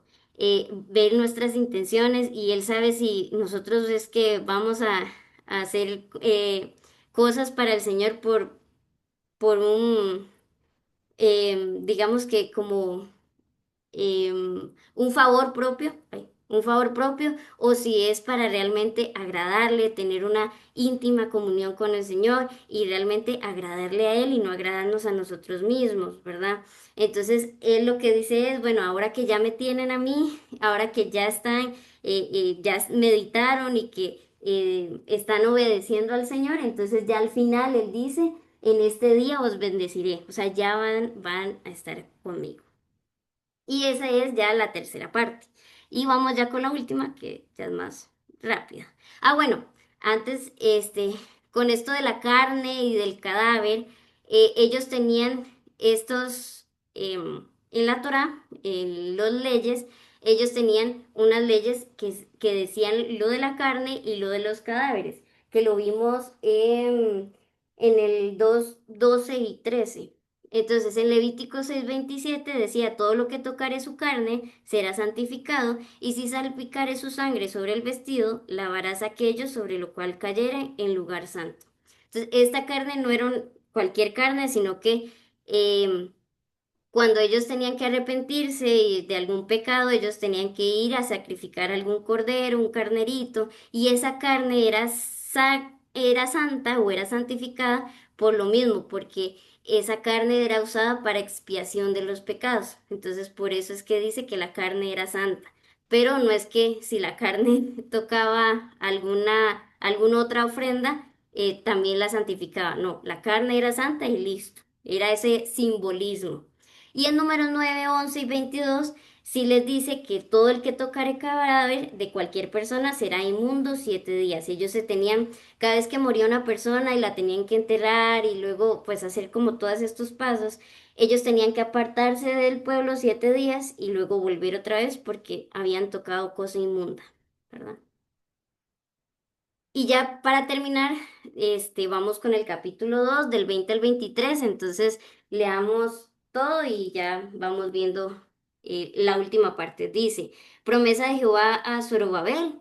Dice, vino por segunda palabra de Jehová a Ageo a los 24 días del mismo mes, estamos en el mes noveno, diciendo, habla a Zorobabel, gobernador de Judá, diciendo, yo haré temblar los cielos y la tierra y trastornaré el trono de los reinos y destruiré la fuerza de los reinos de las naciones.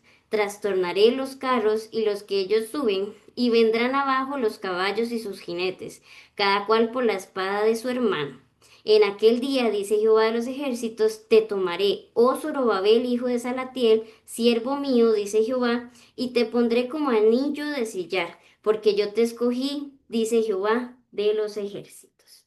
Entonces, el, este quinto mensaje, ¿verdad? Que lo encontramos, donde Dios le habla a Geo, sucede en el mismo día que la tercera parte, ¿verdad? Entonces, si se acuerdan, en el 2:10 dice a los 24 días, Y luego en el 2:20 dice, vino por segunda vez a los 24 días. Entonces sale el mismo día, pero al principio temprano les habló a todo el pueblo que se revisaran y luego ya después le habla solamente al líder, a Zorobabel.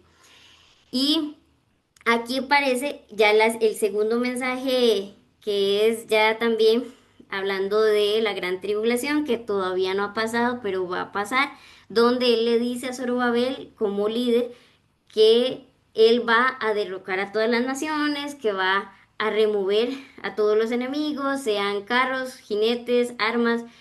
Todo esto va a pasar en el día del Señor, que es en la gran tribulación. Entonces, si ustedes ven, no toca mucho estas profecías escatológicas, solo son dos menciones y las demás es nada más a que el pueblo se vuelva a sus caminos, ¿verdad?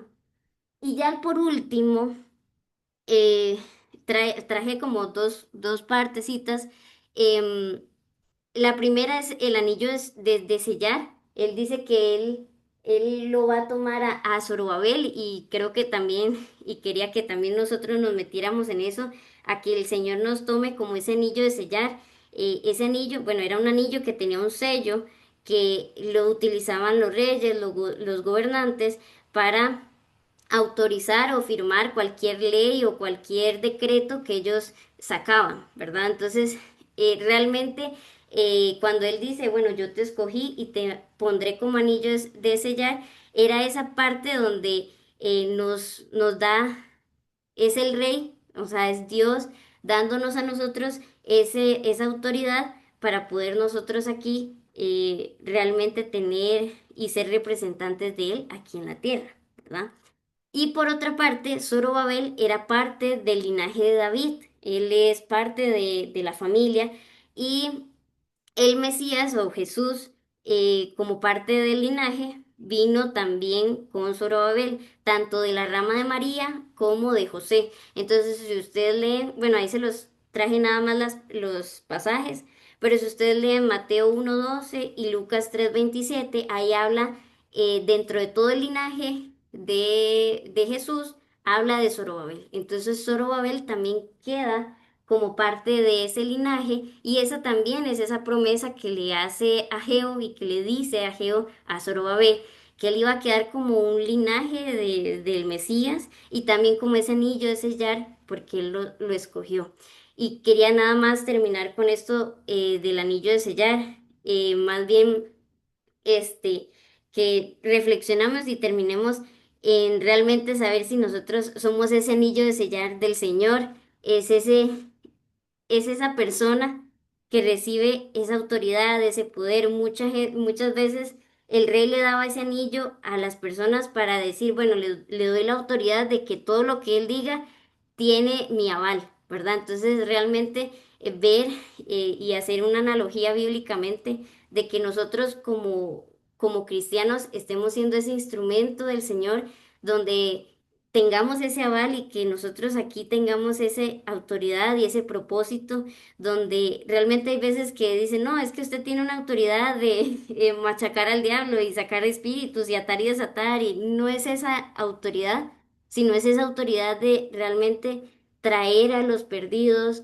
llevar las buenas nuevas, y realmente representar al Señor de buena manera, haciendo cosas buenas, haciendo cosas agradables a Dios, obedeciendo a Dios. Entonces, nada más quería terminar y creo que fue como, bueno, me pareció bonito terminar con este anillo de sellar, donde ahí al final dice, yo te escogí, dice Jehová, porque te pondré como anillo de sellar. Entonces, se lo dijo a él, pero también nos lo dice a nosotros donde realmente entendemos y sepamos eh, que sí, Él nos ha puesto como ese anillo, ese sello de nosotros, de Él aquí en la tierra y que de verdad estemos haciendo esa firme estampa y no seamos ahí un sello. eh, un sello falso, sí, exacto, falsificado, y realmente ser un cristiano verdadero. Y ya para, Wow, dígame. eso viene siendo como el testimonio de cada uno, ¿verdad? Claro, ujú, sí, sí, es parte, ¿verdad? El testimonio, la manera que nosotros accionamos, cómo llevamos el evangelio, todas esas partes cuentan, ¿verdad? Todo es todo, pero sí, sí, sí. Y ya quería terminar, ya sé que ya estoy terminando hace como dos filminas, pero ya este es el último, donde quería traerles, ya para cerrar, un versículo de Cantares. Sé que Cantares no es como muy leído, y parece que cuando usted lee esto, uno dice, sí, es más que todo como a las parejas, es muy romántico, tal vez uno lo pone en un matrimonio, entonces pone Cantares o Cantares 8:6, pero Cantares 8:6 es un anhelo que la amada le estaba diciendo al amado. Entonces, quiero nada más terminar con esto de que nosotros como la amada, nosotros realmente le digamos al Señor que no solamente es esa reflexión de si nosotros realmente somos ese sello aquí en la tierra, sino que Dios nos tenga como sello en el corazón de Él y que nos tenga como esa marca sobre su brazo, ¿verdad? Entonces, bueno, para leerlo todo, dice Cantares 8:6, ponme como un sello sobre tu corazón, como una marca sobre tu brazo, porque fuerte es como la muerte el amor, duros como el Seol los celos, sus brasas de fuego, fuerte llama. Entonces, más que todo quería enfatizarlo en la primera parte, donde qué importante es que también nosotros estemos realmente em, digamos que firmes y realmente seguros de que Dios nos tiene en su corazón, que conoce de nosotros, sabe de nosotros y que realmente nos reconozca, ¿verdad? Que no solamente nosotros estemos aquí haciendo nuestra parte y que le estamos haciendo verdaderamente para que no solamente aquí estemos siendo sellos, sino que Él también nos tenga como un sello sobre Él, ¿verdad? Y eso era. Más bien ahí, muchas gracias y ahí me pasé como 12 minutos, pero no sé si tienen preguntas o Por algo. mí le puede seguir. Ah, algo, pero ese era Ageo y el estudio bíblico que les traje. Muchas gracias, Muchas Paola. gracias, Muchas gracias. Paulita. Gracias, Ese Pau. del sello nada más para reforzarlo o para ese. Acuerden que la palabra dice que nosotros hemos sido sellados, ¿no? Con el Espíritu Santo.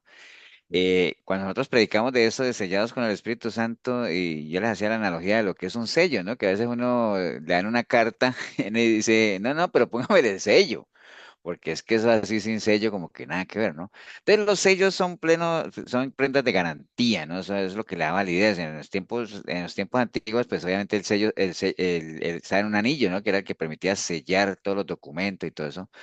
Y nosotros hemos sido sellados con el Espíritu Santo y no es como cuando sellan a las reses o a las vacas que les ponen una marca y ya esa marca no se borra, ¿no? Entonces, así cambian de dueño, la marca va y sigue ahí para allá, ¿no? Pero como el sello que nosotros recibimos es espiritual, ese sello permanecerá en nosotros en la medida en que las especificaciones, eso es como los productos, ¿no? Cuando están sellados por el fabricante, entonces uno ya sabe qué características tiene y dice, sí, es bajo en azúcar y tal.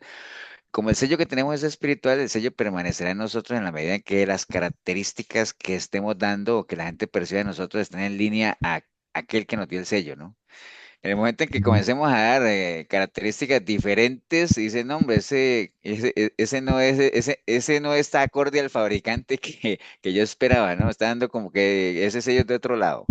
Pero es como por ahí que Paola mencionaba aquello de que el libro terminó con eso y dice el Señor, esa promesa, te pondré como anillo de sellar, ¿no?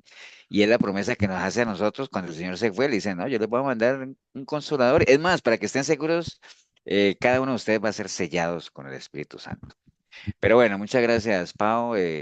A veces en el De libro una. de Ageo siempre nos quedamos en el primer capítulo, en la parte de eso de la casa artesanada y nos quedamos ahí nada más, pero qué bueno que pudimos hacer el recorrido completo del libro y entenderlo ya y saber que siempre en el Señor hay reclamos de parte de Él, siempre, obviamente, un Dios justo, reclamos con total y absoluta certeza y y no por molestar, diría uno, y no porque el Señor sabe que en la medida en que descuidemos nuestra relación con Él y demos prioridad a otras cosas, nosotros somos los que tenemos las de perder, ¿no? O sea, eso es una realidad. Pero bueno, muchas Buenas gracias, noches. Pau. Yo quiero hacerles una pregunta. Ajá. Esto es que hoy le compartía yo a alguien y yo le decía que si él le enseñaban el nuevo nacimiento, el nacer de nuevo. Y él me dijo que sí, pero que era espiritualmente, pero que el alma permanecía igual, o sea, que el alma no cambiaba. ¿Qué me dice de eso? No sé. Que lo que uno, el que cambiaba era el espíritu, pero que el alma seguía igual. No, hombre, es que, bueno, lo primero que hay que enseñarle a la gente qué es el alma, ¿no? Porque es que si la gente no sabe qué es el alma, pues ahí sí estamos fritos, ¿no? Acuérdate que nosotros somos seres tripartitos, tenemos un cuerpo, que el cuerpo es simplemente como un estuche. Tenemos un espíritu que es el soplo de vida, que cuando uno muere regresa a Dios porque Él lo dio. Y somos un alma porque es en el alma donde está, se encierra todo lo que uno es, nuestra identidad, nuestros sentimientos, nuestro conocimiento, el libre albedrío. Mejor dicho, absolutamente todo está en el alma, ¿no? Que es la que se va formando a medida que vamos creciendo, ¿no? Entonces, cuando uno, precisamente es la que está en juego, ¿no? Porque es la que al final se puede perder o no. Porque el cuerpo nada que ver, el cuerpo va a la tierra, el polvo es, el espíritu regresa a Dios, el alma es la que está en juego, ¿no? Entonces, cuando uno nace de nuevo, eh, la transformación o todo eso que ya comienza, dentro de uno hay una conciencia creada que es una conciencia natural, que es una, digamos que es, por poner un nombre, ¿no? Que la Biblia no lo menciona, pero pongámosle así para efectos de ilustración, digamos que nosotros tenemos un alma natural, ¿no? O sea, una formación natural, con información natural, conciencia natural y todo eso, ¿no? Y cuando uno nace de nuevo, digamos que se forma una nueva criatura y por ponerles algo, digamos que se forma un alma espiritual, ¿no? Pequeñita, que comienza a crecer, que es la que uno tiene que comenzar a alimentar para que esa alma o esa parte nuestra que es espiritual, que es creada a imagen de Dios, comience a crecer y la parte natural, la carnal, la mundana, la que tiene información que no es de Dios, empieza a menguar, ¿no? A ser cada vez más pequeña. Entonces, cuando una persona nace de nuevo, lo que tiene la transformación que tiene que sufrir la persona es a nivel del alma, ¿no?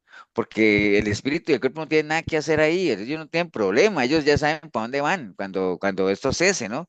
Es el alma la que tiene que transformar, es el renovar la mente, cuando dice renueva tu mente, cuando es empezar a ver las cosas de una manera diferente. ¿Cómo las ve uno? No con los ojos, porque los ojos no saben lo que ven, sino es lo que uno tiene en la mente. Por eso es que Proverbio 23:7 dice tal cual es el pensamiento del hombre en su mente. Todo está aquí en la mente, ¿no? Nosotros somos lo que tenemos en la mente y ahí es donde tiene que renueva el espíritu de tu mente. Esa es la que tiene que renovar, es el alma, ¿no? Entonces, por eso es que a la gente hay que enseñarle, porque la gente cuando dice eso, Esmeralda, no tiene ni idea de qué es el alma, ¿no? Y cuál es el alma. Y el alma regresa a Dios. Y nadie ha dicho que el alma regresa a Dios, ¿me entiende? Entonces, es según como esté doctrinada. Entonces, hay que enseñarle a la gente qué es el alma. El alma es la esencia de lo que somos, ahí está todo, ahí está lo que sabemos, nuestros sentimientos, nuestras decisiones, todo está en el alma y es la que se puede perder. Y por eso, acuérdate que hay algunos versículos donde los salmistas o algo le hablan al alma, dice, ¿por qué te abates, alma mía? Es como si uno estuviera hablando con alguien, ¿no? Pero que es uno mismo, ¿no? Entonces, pues va por ahí, Esmeralda, el nuevo nacimiento realmente recae en nuestra parte almática, ¿no? En el alma como tal, ¿no? O sea, pero no, el espíritu no tiene nada que ver y el cuerpo tampoco, ¿no?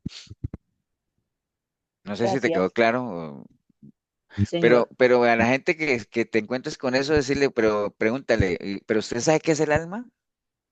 A ver qué te dicen, ¿no? Y entonces vas a tener que empezar a explicarle que somos tripartitos, que tenemos un cuerpo, que el cuerpo y el espíritu no tienen problema, el espíritu regresa a Dios, el cuerpo va al polvo, es el alma la que está en juego, es la que tiene que cambiar su manera de pensar, es la que tiene que transformarse, es la que tiene que convertirse, es la que tiene que evolucionar, es la que tiene que recibir la parte espiritual y desarrollarla, es la que tiene que despojarse de esa vieja naturaleza que está viciada, pero todo está ahí en el alma, ¿no?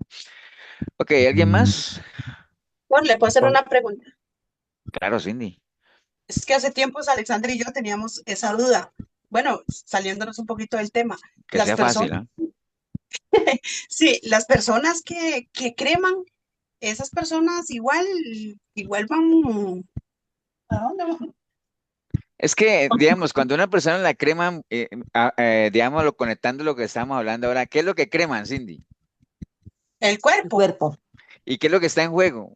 En nosotros, ¿qué es lo que está en juego? Las almas.